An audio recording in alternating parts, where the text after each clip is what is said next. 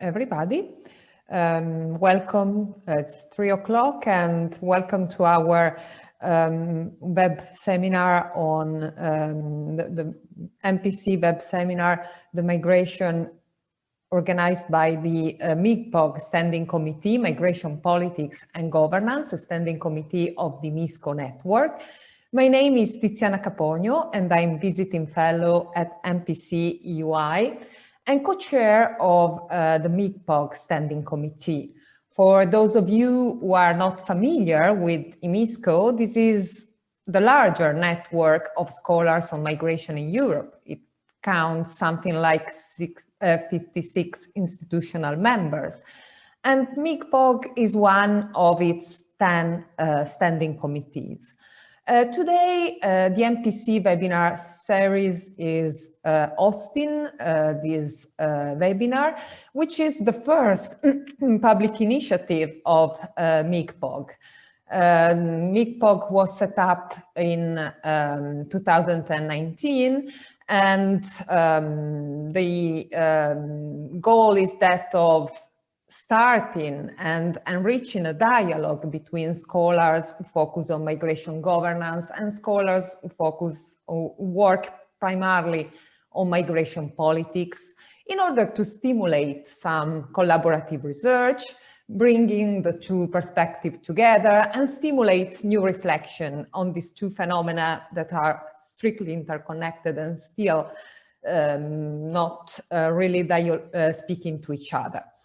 So this first event actually was supposed to take place as a conference in April 2020 at UI in Florence, which didn't happen for the usual reasons, the reasons that obvious reasons that we all know. So today we have been kindly hosted by MPC to launch the Standing Committee with the webinar on migration governance and politics in face of the pandemic. I'm very happy to introduce today our speakers. We have four wonderful speakers. The first one is Ferruccio Pastore, Director of FIERI, which is the leading institute of MiGPoG. Gianni D'Amato, Director of the Swiss Forum for Migration Research at the University of Neuchâtel, that is another institute supporting MiGPoG, the MiGPoG initiative. Anna Margheritis of the University of Southampton and chair of another important standing committee that is closely related also with MiGPoG, which is the Standing Committee on Migration, Citizenship and Political Participation. And last but not least, absolutely, is Maria Schiller of the Erasmus University of Rotterdam, who is co-chairing with me the MiGPoG Standing Committee, and also with Katrin Talleras from the Peace Research Institute of Oslo in Norway.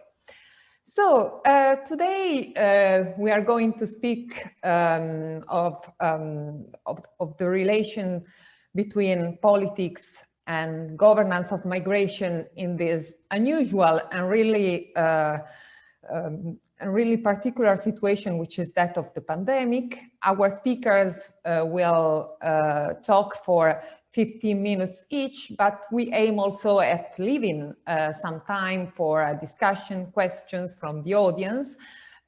So I invite all the people that is watching, if they want to ask a question, please do so by using the chat function so that I can gather the questions and put them to the speakers at the end of their presentations. So without further say, I hand over to the first speaker today, Gianni D'Amato, who is going to talk of the pandemic and the political, the miraculous return of the state as a reflexive actor with a question mark, which I think is very important there, but I hand over to you, Gianni. Thank you. Do you hear me? Is everything okay? Wonderful. So I thank Tiziana and Maria, obviously, for the invitation. It's one of these moments when you say yes, and then you doubt that this was the right reaction, because you see that you have to prepare something at the right moment. And this is more a sort of an essay, basically, referring to things we have done within our NCCR. The NCCR on the Move is a center of competence in Switzerland, which is basically uniting 9 research universities, and which are coordinated by me and us in Neuchâtel. And it's referring also to certain projects which are running there. But basically, it will end up with a lot of question marks at the very end in order to know in which direction, to discuss with you which direction to go. So what we see here is a reminiscence of the past. So when I started to study for my PhD in the 90s, we had all the impression that the world was flat, that because of the globalization, because of just-in-time production, of low-cost carriers, and of the internet, we would all become closer to each other. This was obviously a sort of European fantasy. It was an important fantasy in order to understand more. And there were very important scholars at the time which were inspiring to many of my generation. I mentioned here Yasmin Soysal with their book on the limits of citizenship, and also David Jacobson on the rights across borders. The idea that the nation state will lose, according also to Habermas, a certain degree of sovereignty. It will lift it up to other supranational institutions in Europe, the European Union, and it would strengthen personhood, but also local governments. So the multi-level governance would be basically there, and the state would lose its impact. This was a way to think and to go beyond borders as they existed since centuries, and like here in China or in the Middle East, in Israel, or now also between the US and the Mexican borders, or in Europe during the Cold War, to open the space and to enter in a world without borders, as here between Portugal and Spain. And the question is obviously, since there were already at the time signs that this was not true. I remember the drama, the war drama in former Yugoslavia, but also Rwanda, also the issues of a certain uneasiness with regard to the globalization. So the question is, has this been a sort of European middle-class dream? Particularly when we are confronted with crisis. There has been the Great Recession in 2008 and the years after, which showed already how nation states are quite willing to retake their powers. And it's obviously true with the pandemic. Pandemic as a major crisis that has fostered politicization. So what is a crisis? Basically, a crisis is a disruptive event in which all the traditional responses and procedures do not work anymore, but there is a need of action and of consultation under a situation of pressure. And there is also a need for searching new answers and legitimacy, because all actions and all reactions are now under scrutiny and are confronted with alternative readings, alternative interpretations of the situation, and usually they are also contested. So this is the particular situation under which states, societies have to react. And what we have done, basically, particularly Lorenzo Piccoli, who is our scientific officer at the NCCR in Neuchâtel, and who is also the link between Neuchâtel and Florence, because he's also cooperating with Global SIT at the UI. He and his colleagues have prepared a flip book in order to show how states have reacted at the very beginning of the pandemic until the end of the first wave. And you see here on the left side of the flip book, basically the no entry restrictions emanated by states, and the countries on the right side who have been impacted by these restrictions. So basically, there were a few states who put restrictions on the floor, and basically they were addressed all to China because of the Wuhan crisis. And 1st of March, 2 weeks later on, there were much more states who applied restrictions, and there were also more countries impacted by these restrictions. In particular, besides China, we have also Iran and Italy. In midst of March, the numbers of states increased who put restrictions on legal terms, and the countries impacted grew slowly but steadily. And at the very midst of the first wave in April, basically the whole world put restrictions onto the legal floor, and more countries were impacted. And at the very end of the first wave, you see here basically the situation, how it looks like, and how many countries are basically impacted by all these measures, legal measures by nation states. We have also here another picture regarding the shifting of border management during or mobility during the crisis. We have on the x-axis basically the mobility possibilities.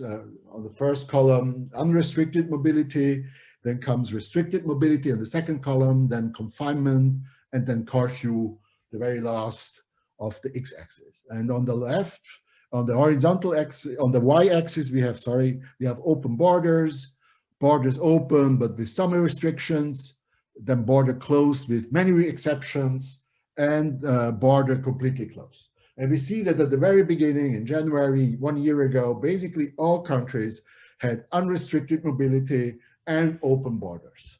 And here we see that in the midst of the pandemic, basically all closed the borders and introduced confinement. And we see also here that at the very end of the first wave, all countries basically went to closed borders. Many countries, the majority of the European countries went to closed borders, but with many exceptions. So what we understand is obviously that international mobility is a contentious issue. That is, derives also from a study of two members of our NCCR network, of Marie-Ève Bélanger and Sandra Lavenet, which have studied basically the strategic communication of different actors, seeing on which sort of mobility they reacted most. And they find out that particularly the frames of particularly international mobility caused a lot of ideologically antagonistic reactions. And you see here basically that when it comes to international mobility, you have one side which is acting on a nationalist communitarian axis, and another side which is arguing internationally, referring to solidarity, but also to economic needs. So when it comes to international mobility during a pandemic crisis and during a crisis, the fact that people are mobile is politicized. The issue is, why is this the case? Basically, is the only reason for the contagious effect of a virus the mobility of people, or is it also the concentration of people? Probably, and I would say it is that way, they are linked one to another. But, so we can come to the conclusion that the state may be back, and particularly the health crisis has been the moment of the executive, but the state is not uncontested. There are obviously different alternative readings of what is happening. And you see here on the left a picture of a right-wing riot, but not completely only right-wing riot, a large riot in Berlin in the last third of 2020, trying to enter the parliament, the Reichstag, and which has basically been also the precursor of what happened 2 or 3 weeks ago in Washington, D.C. So the issue is obviously there are alternative readings of the situation, and the risk is that the political system loses legitimacy and that the pandemic crisis becomes also a political crisis. So the question is obviously how, if this is so highly charged, and in particularly if mobility and international mobility is so highly charged, how can reflexivity come into the stage of state actions? And we presume that there is a higher legitimacy for actions of the state and of governments if the communication is addressed consistently, congruently, and timely. Consistently means it follows in this sort of internal logic. Congruently means that it forms a sort of external logic, that others are involved in the decision making and are informed about the objectives. And obviously the legitimacy can also be higher if the information is evidence-based. But we are also confronted with a particular situation, with an overabundance of information. And this is not only the case in Italy, and there are changing rules of movement, as you saw in the last weeks. But this overkill of information drives also to fast shifting decisions based mainly on epidemiological consideration. So these decisions were not always consistent. If we refer, for example, to the wearing of masks, or the whole issue of the failing contact tracing, or the homeschooling fatigue we are all experiencing in Europe, and also the mess now with the vaccination. So what public debate has hardly pointed out are the social consequences of the pandemic, but also of the measures against the pandemic and their long-term consequences. And this is a lacking, which probably will be covered in the next weeks or months to come. But here, social science is basically not really at the top of the influence or of the debate when it comes to the pandemic. And the situation is difficult. What we see is that when we are in a crisis mode, solutions cannot be based obviously on science alone. And this is something we have followed also everywhere in Europe in the last weeks. It's important that experts have a relation, a confidential relation also with policymakers and decision makers, and that it's obviously also a request in this nexus between policy and science, that policymakers are able to argue and inform about on which basis they are taking their decisions. On the other way around, basically experts are not politicians, and if they are entering the floor trying to act as those, this will give difficult constellations. It will take to difficult constellations. So, but the questions we have to pose ourselves as migration scholars is, has social science expertise had an impact on political decision? And to which extent has migration research knowledge been considered in all these measures which were taken in the last months? How corrective can migration research and mobility expertise be? Particularly if we follow the different consequences the measures will take on different social sectors, and also with regard to the consequences of international mobility. And I think the risk is there that these policies were not reflexive enough, at least not when considering the impact of social sciences.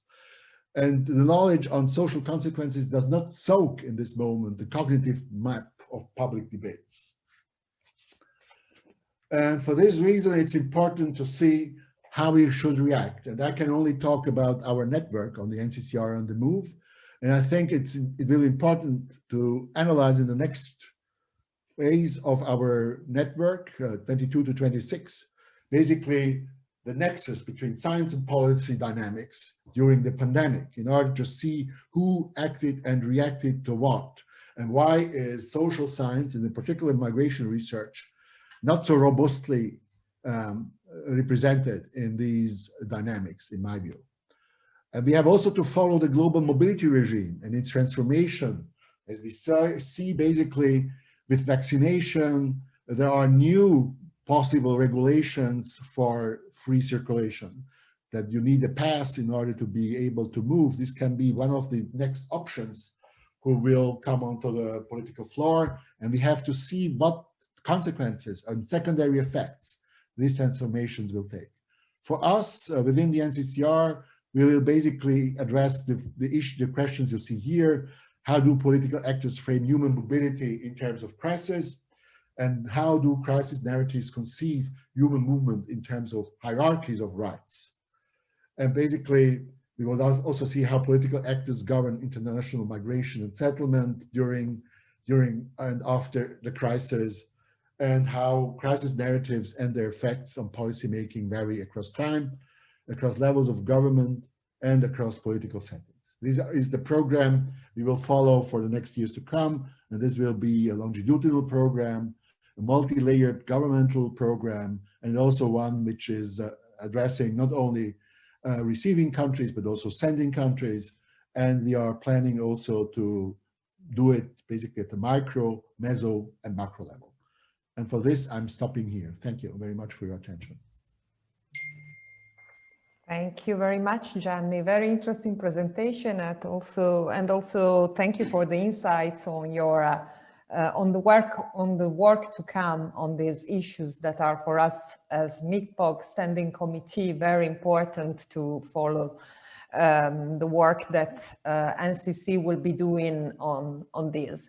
So I hand over to Ferruccio Pastore and his presentation that I think probably will speak very much to some of the points that were highlighted by Gianni. So Ferruccio will talk of the intertwined systems, what the pandemic is teaching us about the relations between mobility and migration governance. Ferruccio, I leave the floor to you. Yes, thank you, Tiziana. Thanks to Migration Policy Center for hosting the seminar. Good afternoon, everyone. Indeed, I think my presentation will follow nicely on what Gianni just presented. What I'll try to do in the next 10 to 15 minutes is to draw some lessons from this pandemic crisis, in particular about the interplay between mobility governance and migration governance. And these functionally intertwined systems is the expression I chose for trying to summarize this interaction. Let me start from what we define as international mobility, as an overall set of behaviors, and the usual distinction in two subsets, migratory mobility and non-migratory mobility. Now, I'm fully aware that this distinction is not uncontroversial, and I will certainly not go here into the discussion, definitional issues and distinction between the two.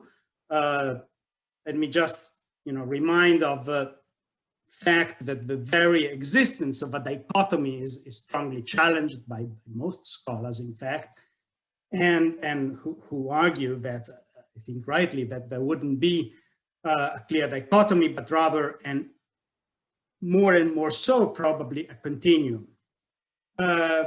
But still, let me, for the purposes of this discussion, stick to the dichotomical categorization between migratory and non-migratory mobility, and stressing one point that it is, I think, essential to include, well, I mistook the acronym, in migratory mobility, all forms of temporary migration, regardless of a duration, which is, as you know, a criterion used in international organizations for defining migratory mobility. But I think that here we have to include all forms of temporary migration, also because, as we will see in a second, the crisis itself showed how crucially important they are for the functioning of global migration systems.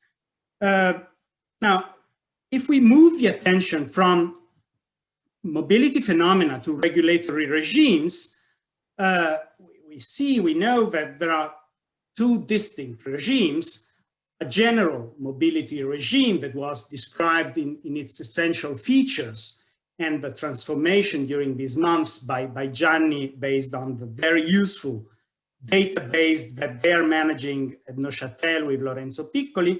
And then we have more specialized migration regime, of course. These two regimes are not only obviously overlapping to the extent that migration is a form of mobility, but they're also constantly interacting in many ways.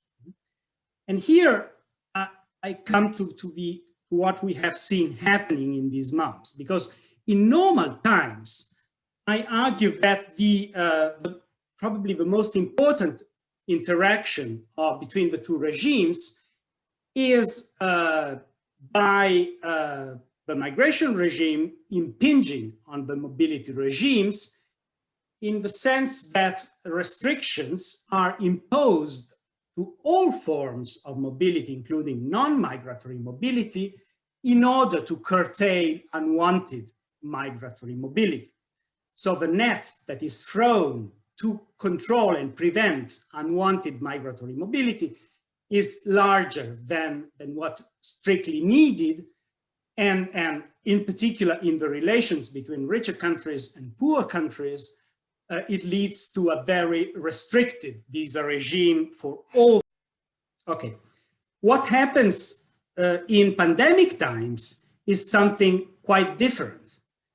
I try to visualize it in this slide. We see that some general mobility restrictions are introduced, of course, for health reasons, for preventing the spread of a contagion. And these mobility restrictions may turn out to affect migratory mobility, in particular, in ways that can turn out as illegitimate or counterproductive. What do I mean? A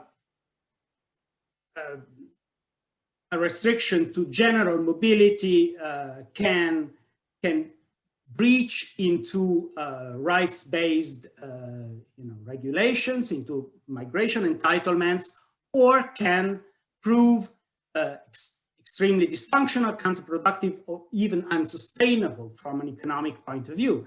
So what we see happening is a proliferation of migratory exceptions to mobility, to general mobility restrictions, to what I call international lockdown, to distinguish the international dimension of the lockdown, which is clearly a multiscalar kind of policy intervention. And these migratory exceptions to international mobility restrictions are, I argue, of two main types, either based on legal criteria. So for instance, allowing the return to the country of legal residence for legally residing migrants, in particular long-term residents in the case of the European Union, or allowing entry for asylum seekers, as it should be the case. It's not always the case, as we well know. A high number of countries has introduced temporary suspension to the admission of asylum seekers. But the other main category of exceptions is based on economic reasons, allowing mobility to some category of migrants. We have learned to call them essential cross-border workers, or essential seasonal workers are two of the main and most prominent cases of these migratory exceptions. So what is interesting, I think, to see and to observe is, beside the driving logic, legal or economic, of this exception, it is also, I think, important to monitor and analyze the implementation processes of these exceptions, and to keep an eye on the actual outcome of these exceptional regimes, which is not always a successful, a positive outcome. In particular, I'm finishing by pointing to two dynamics which I think are worth examining. First, we we know that the pandemic affects the configuration of migration drivers in many ways. We have already said that it affects heavily institutional migration drivers, migration policies, but it affects, Gianni was mentioning the micro level, it affects also the micro level in that it alters the structure of capabilities and aspirations that are driving individual migration decisions. And in this sense, altered migrants' preferences, in particular when they are constrained by fear of contagion in places of destination, countries of destination, regions of destination, these altered preferences can hinder and thwart the smooth implementation of exceptional regimes for essential migrant workers.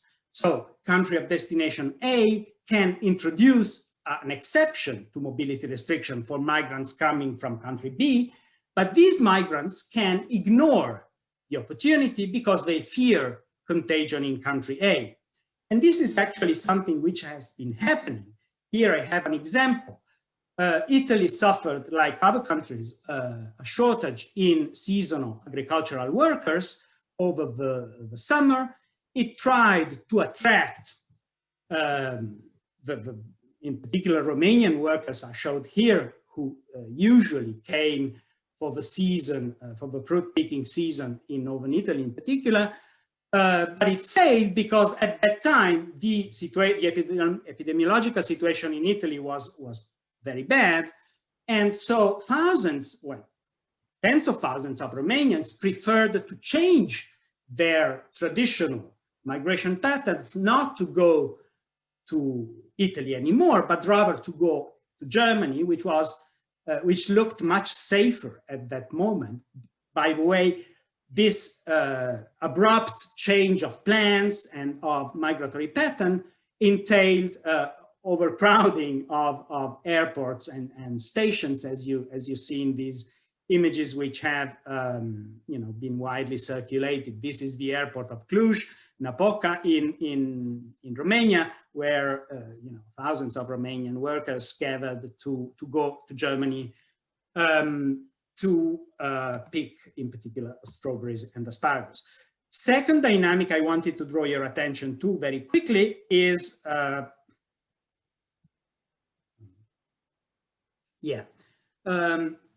is perhaps even more important in the medium and long term, and it has to do to the determinants of not so much of migrants' migration decisions, but of employers' preferences about the type of manpower used, migrant or not migrant workers.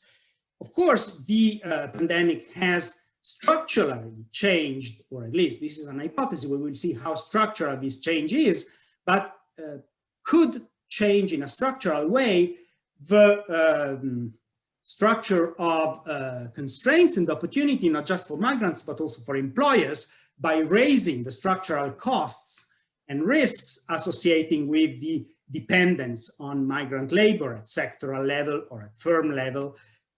And so the pandemic can act as an incentive for employers or for decision makers in a given sector, in a given country, to seek functional alternatives to migrant labor and to reduce structural dependency on labor immigration in a certain sector.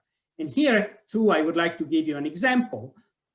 This picture shows an informal settlement of asylum seekers and holders of international protection camping near agricultural fields in the city of Saluzzo in western Piedmont, one of the main agricultural districts in northern Italy. This summer, with a much reduced inflow of truly seasonal immigrants coming mainly from Eastern Europe due to the restrictions, as we just said, employers had recourse in a much broader, larger way to already existing immigrant labor that was in Italy, usually in a very precarious legal and economic situation. And these guys were used in the fields to perform easy tasks, because not all the seasonal agricultural work is unskilled. But what we have witnessed this summer, and we will see how structural it will be, is a replacement of a truly seasonal, temporary immigration coming on purpose for the season with the casual recruitment in very often in very exploitative or even abusive conditions of already existing precarious labor force. I think I'm stopping here. Thank you very much for your attention, and hopefully, obviously, next time we will be able to continue the discussion in front of me as we like better to do. Thank you. Thank you very much, Ferruccio, for this interesting overview that I think raises important questions and invites reflections on the possible difficult connections between the mobility and migration regime. And now I turn to Anna Margaritis, that will bring us to explore more the challenges in a specific context, that of South America. So Anna Margaritis, the floor is yours. Migration, governance in crisis-prone context, the South American experience during the pandemic. Anna? Thank you, Tiziana, and thank you again for the invitation.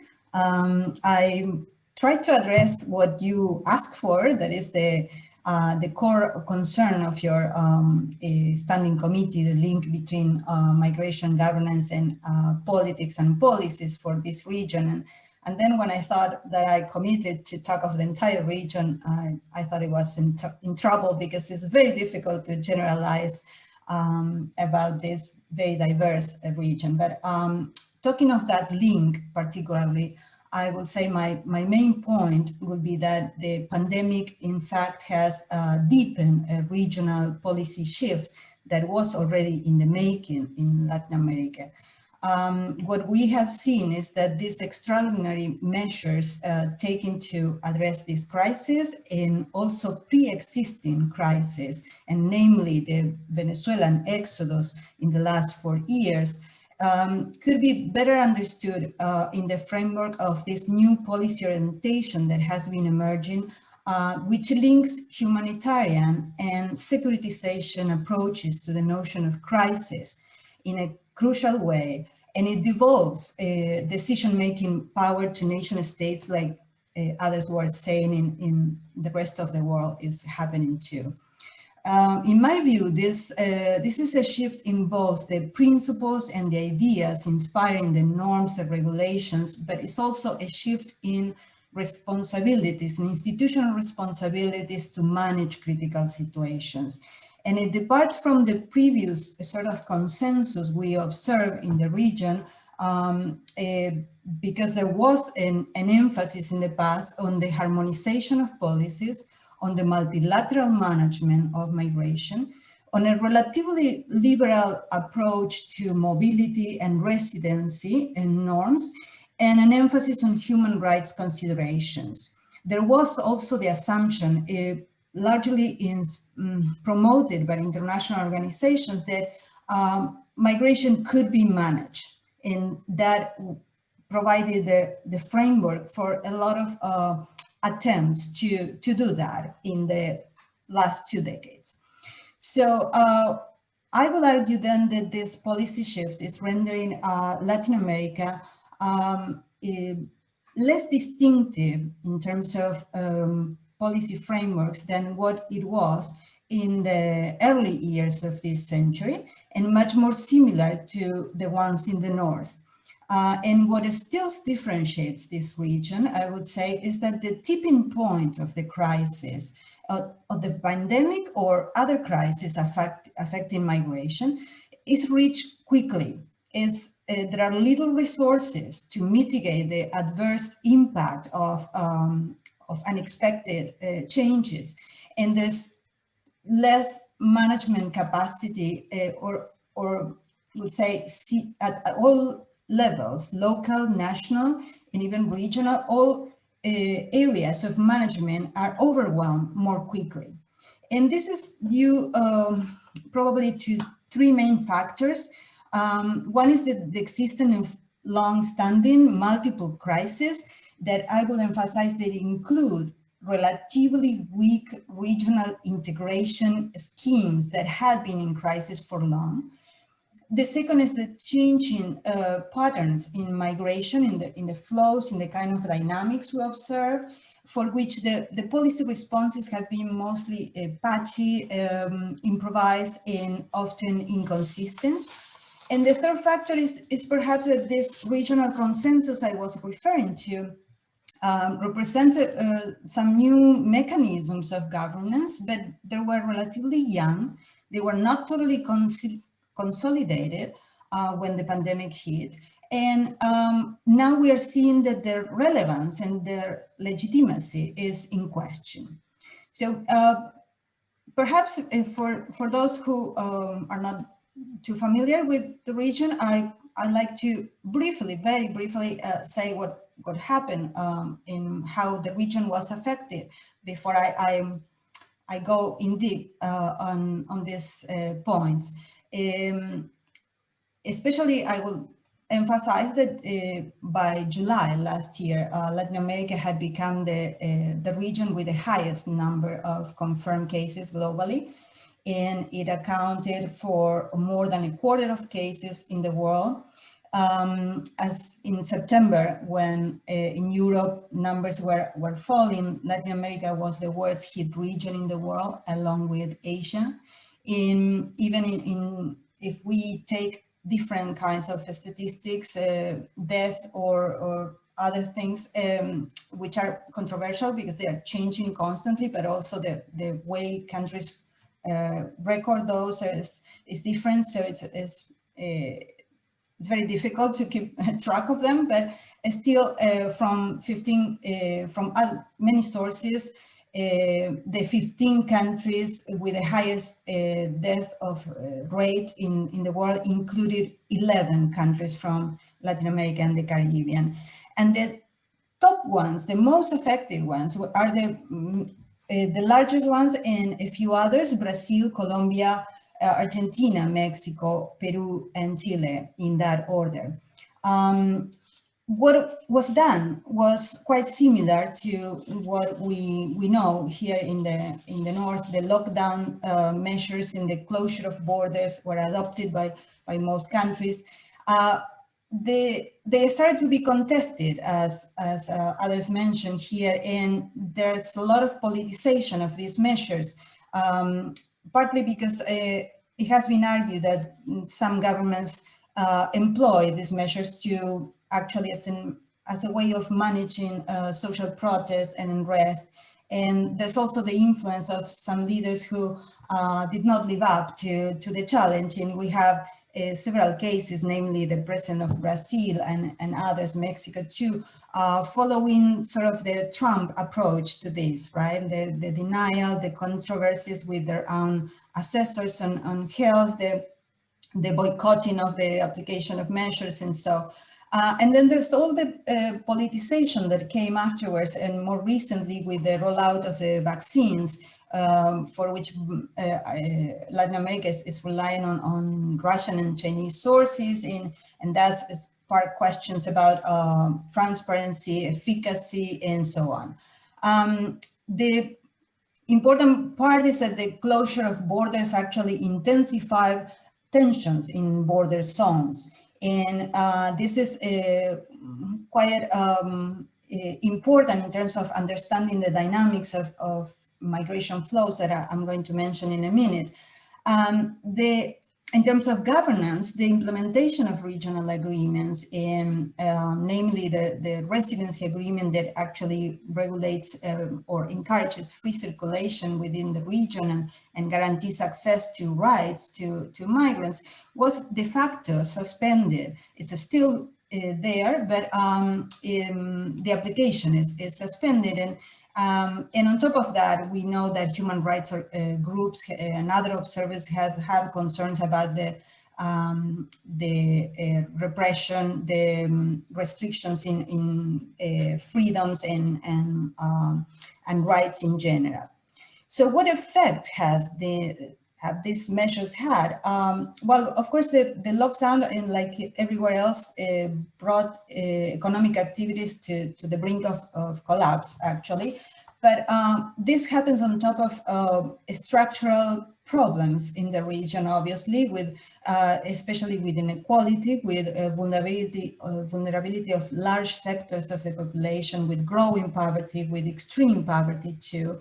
And with social unrest, the last 2 years especially, we have seen several crises emerging in several countries, in this translated into institutional crisis and even removal of presidents from office and so. When it comes to access to the mitigation measures that countries are applying, then what we see is that this affects particularly migrants because they form, first of all, most migrants come from neighboring countries. We're talking mostly of intra-regional migration, and they form part of the informal sector of the economy, most of them. The situation varies from country to country, but I must remind you, this is a region where informal unemployment is over 50% in most economies and on average, but there are countries like Bolivia where that is an 80%, and several others are also in that range. There's also a region where the Gini coefficient is quite high. It's an average over 50%, but for countries like the ones I mentioned, the most affected, Brazil is at the top, for instance. So that gives you an idea of the problem with inequality and vulnerability. And then what we are observing is that this migrant population that is in the informal sector is the one that is mostly exposed to contact with others, obviously. They also suffer from overcrowded in living conditions, from very poor access to health and other services. And of course, that varies from country to country, but we have already studies showing that the measures implemented if we compare pre-pandemic and post-pandemic, have been increasing the vulnerability of these groups. Now, in terms of migration flows and strategies, like it was said here, we also observe some new dynamics because there had been pre-pandemic tendency towards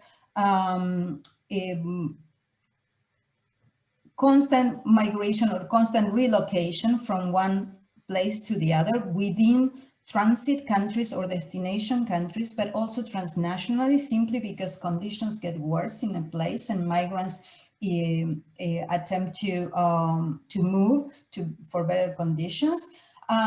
So that overall shows much more precarious sort of migration than ever before. We have another trend now emerging last year, that is the return to countries of origin, even those that are still in crisis. We saw this, for instance, with Venezuelans, where, as we all know, the conditions could not guarantee safety or better access to things, but nevertheless, we saw a peak of return in March last year. Even though the government of Venezuela was closing the borders to its own nationals. And then there's also the immobility that is the result of the closing of borders and other measures that forces people to get stuck in transit places. In that sense, my comments apply mostly to South America, but you might all be familiar with this last example, because you have seen that the kind of agreements implemented during the Trump administration have put large crowds of people in that situation of immobility, of being trapped at the border because of special agreements that will send back to Mexico to those seeking refuge in the US, non-Mexican migrants, so sort of externalizing the management of that flow that, by the way, I should add, it has taken dramatic forms because migrants in that region have, and even in South America, have resorted to that old way of traveling now by foot and traveling by groups. Large crowds move together by foot. And so that creates a new dynamic, and we just seen this last week how, for instance, one of those caravans was repressed in Guatemala. Those were migrants from Honduras. So in a way, the agreement that, as I said, that was facilitating mobility and residency for intra-regional migrants was suspended de facto. And in addition, the asylum and other procedures like visas or resident permits and so were delayed or were suspended across the region. And that leaves a lot of migrants undocumented. And this combines with the other side of this. I said there are different capacities across countries to provide services, but health systems are quite efficient in depends on where we look at, but migrants have been having access to health support in some of these countries, regardless of their status as residents or other. But in other countries, there are more barriers depending on that sort of status. And that puts them in a disadvantaged position. Of course, there's the alert from international organizations about rising levels of discrimination, of xenophobia, of racism that have been exacerbating during the pandemic. And finally, some studies, and I'm working more on this line, we are observing that out of necessity, states have been at the center of the management of this, but have also resorted to new kinds of public and private partnerships in collaboration with international organizations, but not only with the health organizations. Now what we see is an expansion of that transnational network of institutions in policy networks. So we see health institutions working together with the ones in migration, the UN High Commissioner of Human Rights, or the UNICEF, or the International Organization for Migrations. But together with them, the foreign aid institutions that are lending a hand on this, under humanitarian missions, they started to collaborate step in to fill some gaps in terms of governance. And this has expanded then the policy networks. So what I see then is a shift in the reconfiguration of governance schemes. I think what is neglected in terms of analysis and also political discourses is the link between the crises, because all this is happening in, as I said, in the middle of some increasing social discontent, not just with the performance of democratic institutions and political representation and elites, but also with the arrangements that have to do with residency, access to benefits, and the policies that affect those structural problems so serious like inequality and poverty. In the meantime, we see regional integration institutions undergoing a crisis that is a long-standing crisis. Mercosur, which is one of the main ones and the oldest ones, has been stuck in terms of moving towards harmonization of policies and deeper integration.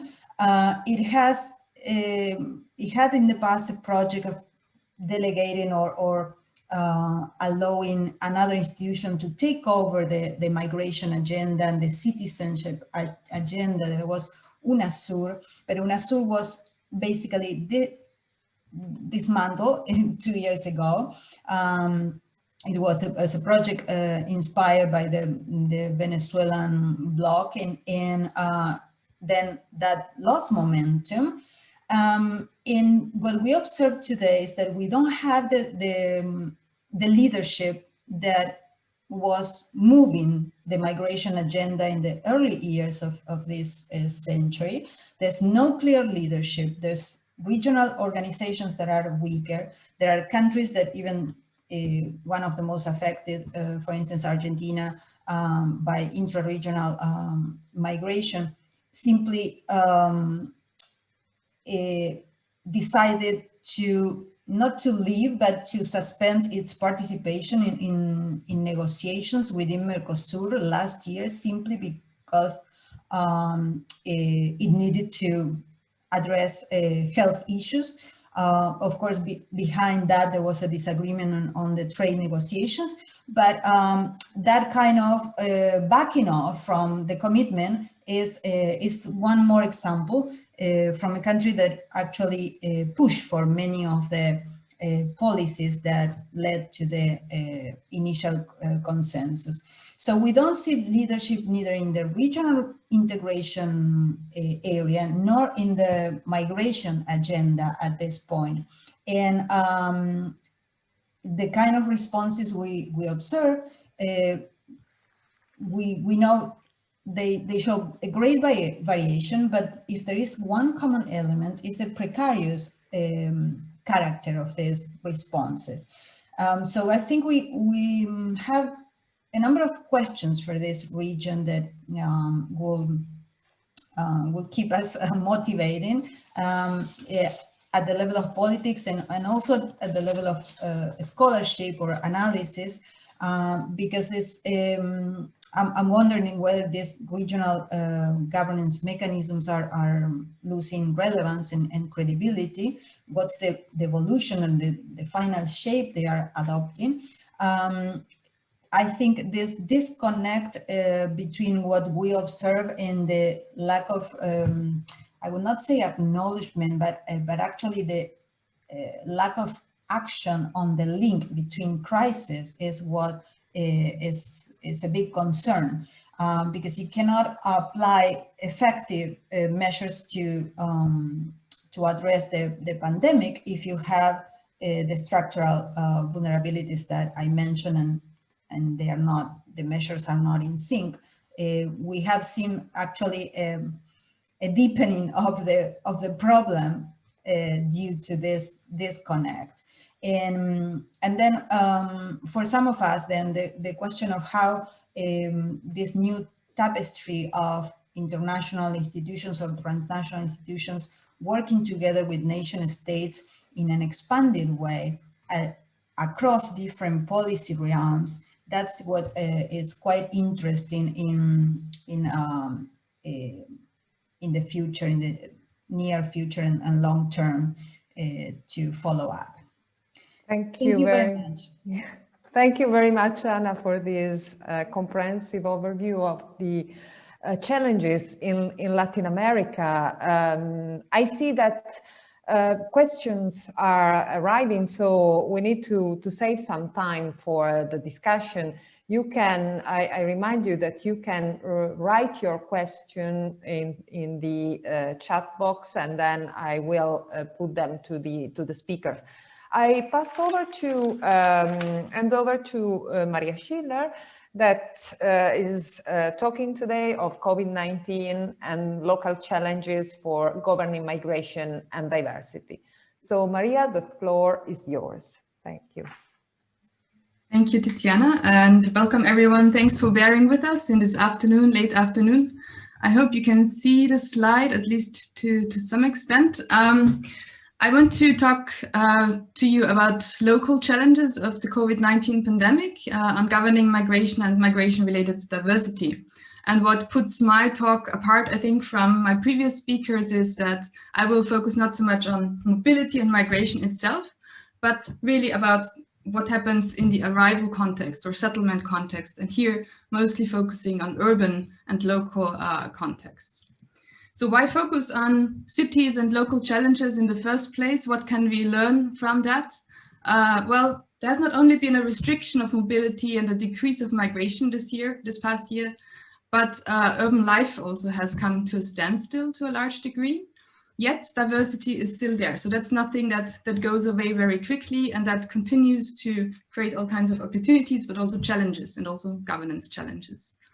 Also, much decisions, as my previous speakers have already delineated, happen on the national level largely, but yet also people live their lives locally, and it's an established fact in the literature that it matters, local governance matters for the integration trajectories, the livelihoods, the life chances of people. Thirdly, we should look at cities, I think, because COVID compounds other challenges of urban migration-related diversity. It creates new precarities or comes on top of complexities that people already experience due to migration-related diversity. So these are some reasons why I think we should look at the local level.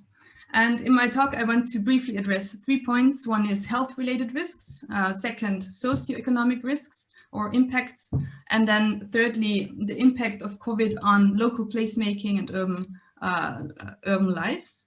And then, as a conclusion, I want to point out some governance challenges and some recommendations. And I'll probably jump over some of my examples because I think we're a bit over time at this point. So I'll try to keep this to 10 minutes.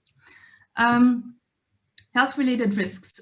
So we know that low-wage migrants in Europe and also in the US, Black and Hispanic populations, minorities, have had disproportionately high rates of COVID contraction. The OECD also recently showed that migrants have a 2 to 3 times higher risk of getting COVID-19.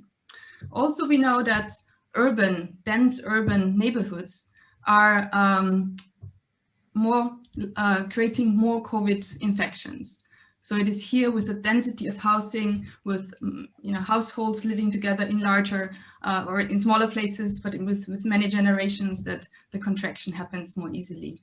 And as one example, in Singapore, for instance, it has been shown that even 95% of all COVID infections have been immigrants, low-wage migrant workers who have lived closely together in dormitories. But also in the Netherlands, and I'll show that example, in Amsterdam, we see that 2 of the highest immigrant neighborhoods. So here you have on the bottom, Amsterdam Zuid, but also in the west, Amsterdam West. These are the neighborhoods where you have the highest numbers of positively tested COVID patients.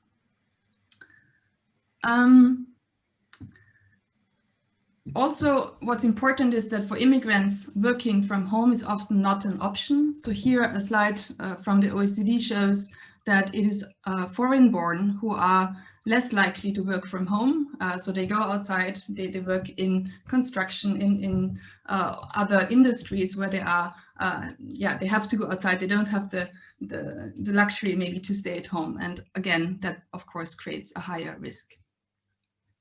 Now, what can we learn about socioeconomic impact of the pandemic on immigrants in cities?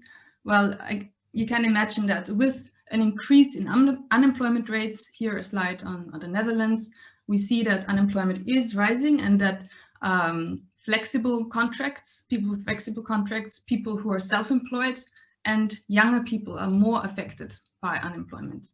Now, if we think about immigrants, we also know that immigrants are those who often have a flexible contract, and they are not seldomly the primary pick when people get laid off. So that's for one.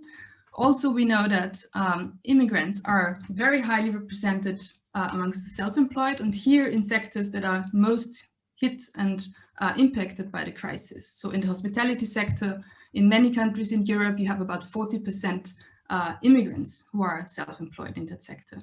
And they, of course, they suffer extensively here. Well, we also know that socioeconomically, the school closures impact children more who have parents who cannot fully support them, maybe in terms of language, but also maybe do not have the technical tools, the laptops at home for each child to attend homeschooling, but also the space. Living in dense apartments makes it more difficult to find the space and the quiet place to do your homework or to do homeschooling. So that's also a socioeconomic aspect. Now, third point I want to make is on the local living, the encounters, but also the social interactions in cities that are shaped by or characterized by migration-related diversity. And here we do know that the pandemic really means that there's a lack of encounter and contact. I mean, this counts for everyone living in cities and in local places.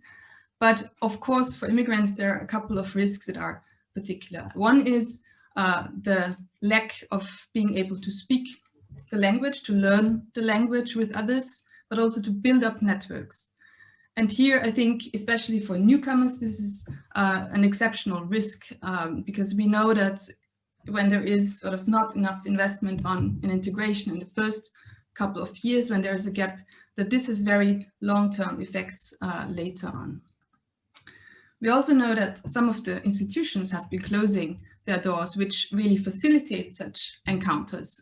Mosques, churches that have been closed, parks and playgrounds that have been closed in some cities. Well, especially for children who live in dense neighborhoods, that is really tricky then, what you do with children like that.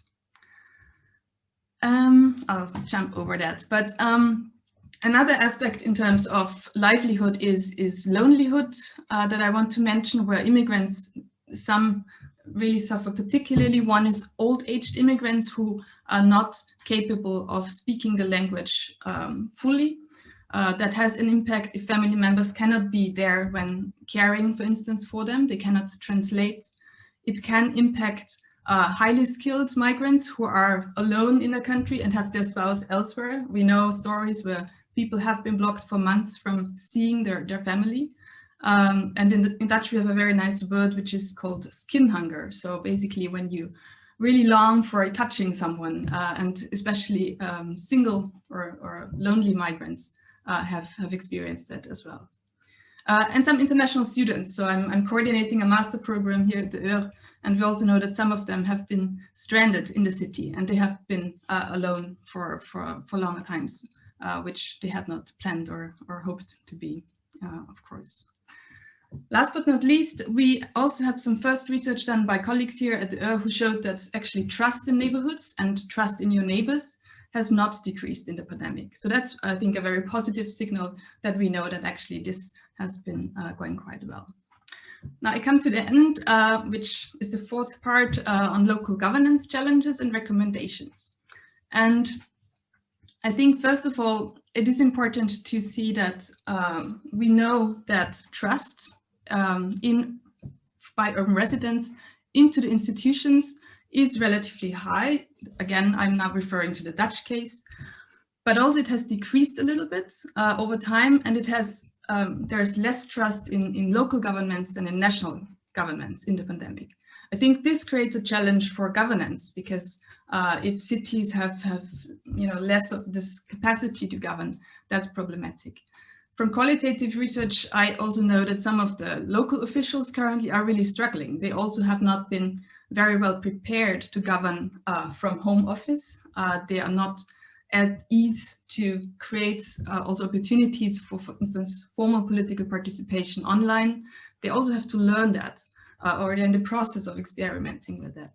So that is, I think, a challenge for governance and policymakers. We do know that protests and campaigns have emerged across European cities, especially in the past weeks in response to enduring lockdowns. just 2 days ago, very heavy protests were observed in some of the neighborhoods here in Rotterdam. I put 2 images here for you. And you can see here a shop owner called Sami Hadir, whose jewelry shop was totally devastated by some of these protests. So that's also a way how immigrants, but of course also non-immigrants, can be affected. And we do not know exactly yet who the protesters are in Rotterdam. We do know that they are primarily really young, so below 25 years old, many of them even below 16. And without having done research on that, but from other research, we see that the fears and stress related to COVID is felt mostly by the very young generation. So here the 18 to 34-year-old urban residents are most stressed out and fearful, anxious in the pandemic. So here this would be maybe future research to see whether that is something somehow related. So whether this protest phenomena that we see now in Rotterdam, but also in other Dutch cities and maybe also in other European cities, are related to this special precarity and anxiety of young people. And again, just to mention it, the protesters were not necessarily immigrants, so we really don't know much more about the profile of these people. Second challenge, I think, is racism and stigmatization. So that is something that also Steven Wertebeck has pointed out, that COVID leads to more stigmas, and that also affects city life. So that is something where I think cities have to go again and proactively destigmatize also the vulnerability and show the vulnerability of migrants in cities. And thirdly is increased poverty. So here you see food banks in Amsterdam.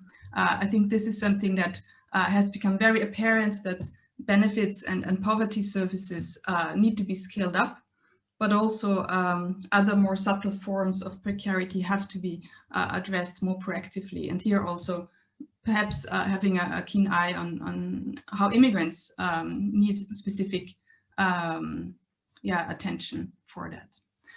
Okay, I think I'll end here. Thank you very much for your attention. Thank you very much, Maria. I think you draw our attention to very important issues at the local level, especially with respect to isolation and the lack of interaction that is characterizing this period for migrants in the cities. Now we are almost running out of time, but I think a couple of questions can be put to the speakers. In particular, I see that there has been already a discussion in the chat that was around the issue of the strength of the state raised by Martin Vink at UI. I think I would leave this for a little bit. Maybe if Gianni wants to add something, I thank you, Martin, for his intervention. And I would also stress more the issue of politicization that is raised in another question by Andrew Geddes, director of MPC. That actually is, in his question, is emphasizing how in the context of pandemic, migration seems to be less politicized than was the case before, at least in this context of emergency and health crisis. But probably this will be also the case afterwards, because economic issues, health issues will continue to be important. So Andrew Geddes is asking if this, in your perspective, from your point of view, is likely to change somehow the policy dynamics around migration, since policymakers might not feel so much under pressure from the public opinion as was the case before. So maybe we can address this couple of points. I don't know, Gianni, if you want to add more on the discussion on the strength of the state, and then also our speakers. I leave the floor maybe first to Gianni and then to the others. Thanks a lot. I thank Martin Vink for his very to the point question if the state is really coming back, because it was always there, and obviously I put on the chat already a response. Basically, I'm a Republican, and I never believe that states are disappearing, even if there are transnational connections. But for the sake of having an introduction and showing how in 20, 30 years from now, the situation changed, I chose that one with the limitation of borders. Nevertheless, I mean, and Martin Fink is probably more knowledgeable about this than me, there has been, since the 90s and 2000s, a period in which, when it came to a transfer of rights to citizens, remarkable ECJ decisions, which opened a room for personhood and gave basically to persons rights that were not seen before at the level of nation states. And I mentioned there a particular case I think is worthwhile to follow. And this has been only in the 90s, the heroic decade. Thereafter, things changed with the Citizenship Directive, and particularly then with the Dano case in 2014.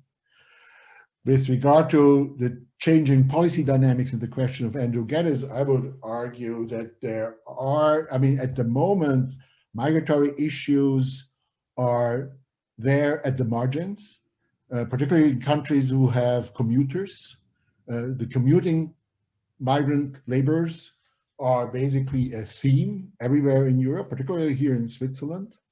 And the question, how do you organize now with lockdowns the fact that our economic contributors is an issue, particularly there where the presence of commuters is politicized.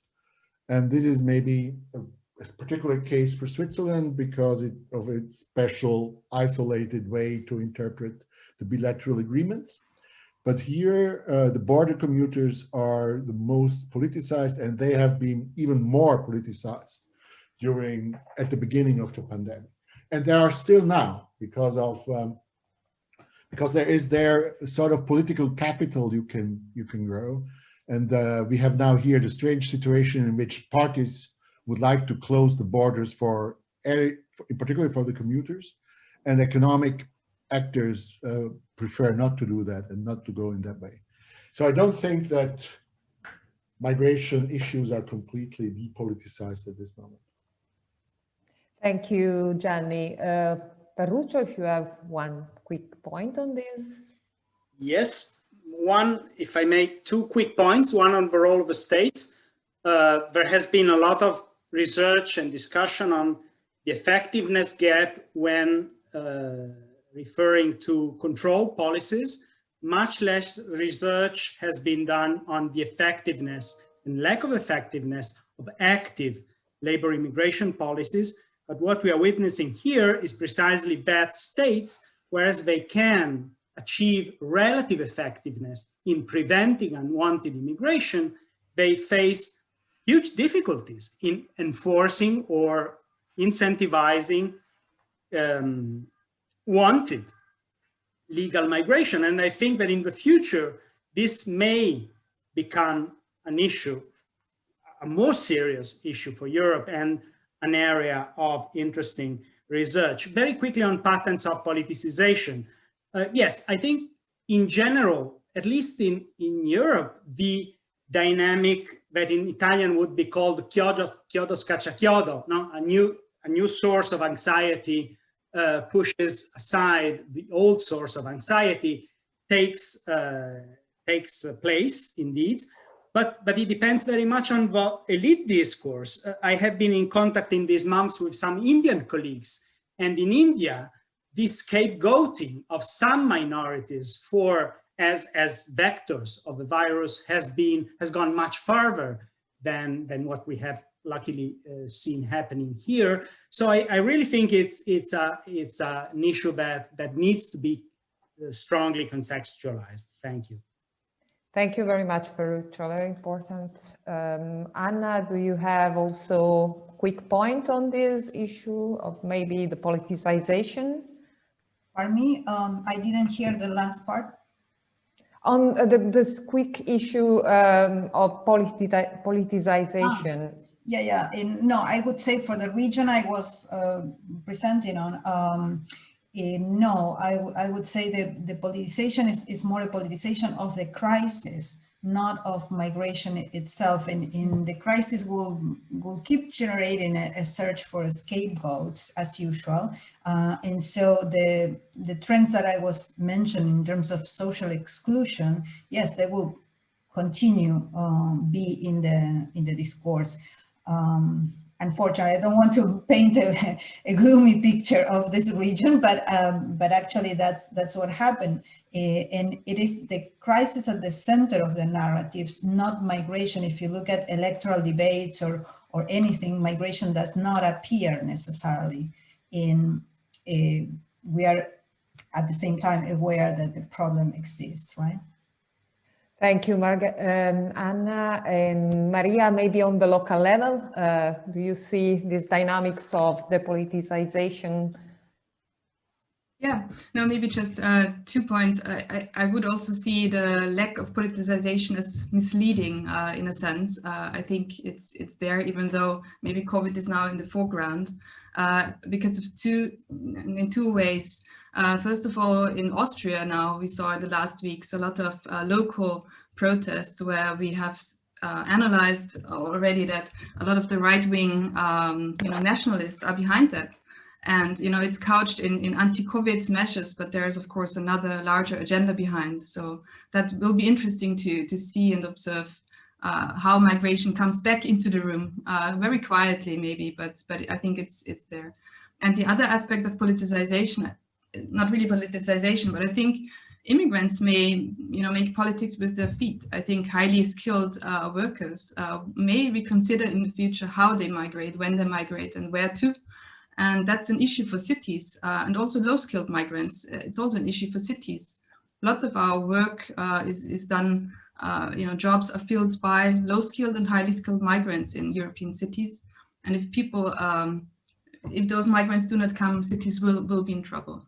So that's, I think, also a political aspect to that. Thank you very much to the wonderful speakers. I think they all raised very relevant point, and this idea of migrants doing politics with the feet, I think it's very important for our standing committee. So thank you for having participated to this webinar today. Thank you for MPC for hosting this event.